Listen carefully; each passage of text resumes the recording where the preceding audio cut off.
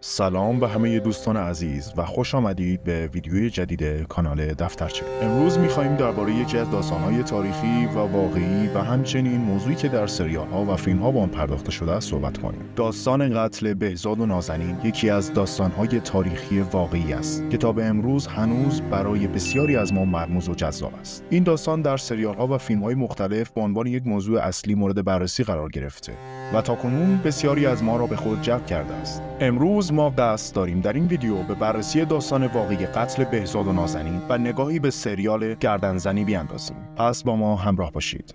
قطعاً تا به امروز شما سریال گردنزنی رو دیدید، اما میدونستید این داستان بر اساس واقعیت نوشته شده. در شهریور ماه سال 1397 بهزاد و نازنین پس از مراسم عروسی وارد خانه‌شان در نارنج تهران میشوند و پس از آن ناپدید میشوند. والدین این دو پس از مدتی بیخبری نگران میشوند و به سوی خانه آنها میروند، اما کسی درب خانه را باز نمی کند و بر نگرانی آنها افسوده می شود. همسایگان نیز ابراز بی‌اطلاعی می کنند و بعد از گذشت 3 روز بوی تعفنی در کل محله می پیچد. همسایه دیوار به دیوار نازنین و بهزاد متوجه این بو می شود و به پلیس خبر می دهد. پلیس نیز به پدر نازنین خبر می دهد و متوجه می شود پرویز 3 روز است از دختر خود خبری ندارد و شک او به دامادش بهزاد است، زیرا او مخالف ازدواج نازنین و بهزاد بوده است و طبق تحقیقات پیش از ازدواج بهزاد با دختری دیگر در ارتباط بوده است. پرویز از دخترش می خواهد که رابطه‌اش را با بهزاد تمام کند و نازنین به حرف پدرش گوش می کند، اما بهزاد دست بردار نبوده است و به پرویز توضیحاتی می دهد که او را قانع می کند و با ازدواجشان موافقت می کند. پلیس با حکم قضایی وارد خانه آنها می شود و با جنازه نیمه برهنه نازنین و جنازه بهزاد روبرو می شود.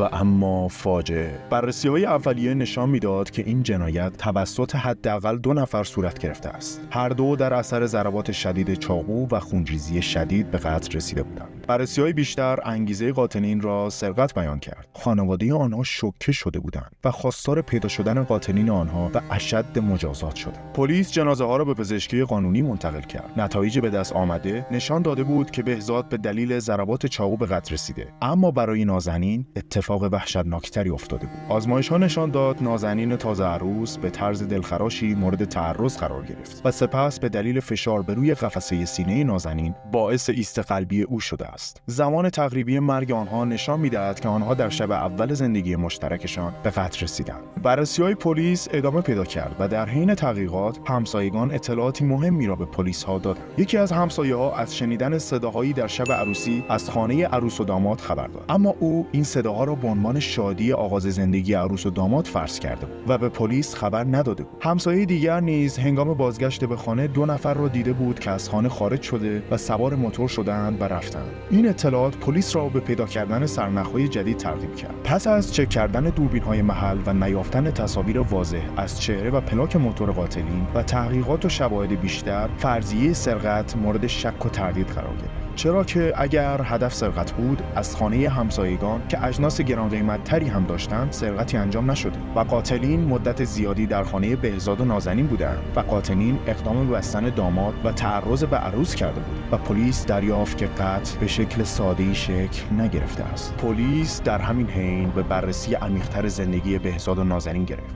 در گذشته بهزاد دختری به نام ساغر حضور داشته است که قبلا رابطه‌ای با او داشته و تا قبل از ورود نازنین به زندگی بهزاد و ساغر قرار ازدواج گذاشته بودند. مکالمات ساغر و بهزاد نشان میداد که ساغر از ازدواج نازنین و بهزاد بسیار ناراحت بوده و بهزاد را تهدید به قتل کرده است. پلیس به عنوان مظنون اصلی پرونده احضاریه‌ای برای ساغر فرستاد، اما به دلیل عدم حضور ساغر پلیس مشکوک‌تر شد و آن را دستگیر کرد. با بازجویی از ساغر ابتدا او اظهار بی‌اطلاعی کرد، اما پس از آن مجبور به اعتراف شد که با بهزاد رابطه داشته است و قرار ازدواج داشتند، اما او از ساغر سوء استفاده کرده و آن را رها کرده. او این ماجرا را با سهراب برادرش در میان گذاشته بود و از او خواسته بود تا از بهزاد انتقام بگیرد.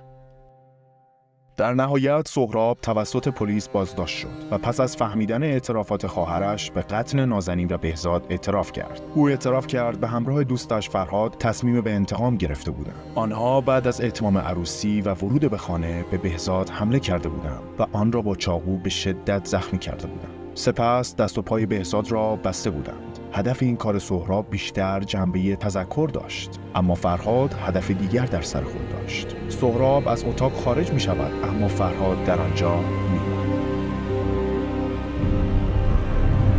این مرد روانی در جلوی چشمان بهزاد به نازنین تعرض کرد. بهزاد خشمگین شده و دستانش را باز می‌کند و با فرهاد وارد جدال می‌شود. سهراب وارد اتاق شده و با چاقو به بهزاد حمله می‌کند و او را به قتل می‌رساند و با فرهاد فرار می‌کند. پلیس نیز فرهاد را دستگیر کرده و فرهاد به جرایم خود اعتراف می‌کند. قاضی دادگاه سهراب و فرهاد را به اشد مجازات محکوم کرده و خانواده بهزاد و نازنین درخواست قصاص می‌کند. این بود داستان تلخ سریال گردنزن. امیدوارم که از این ویدیو خوشتون اومده باشه. با سابسکرایب چنل دفترچه ما را حمایت کنید.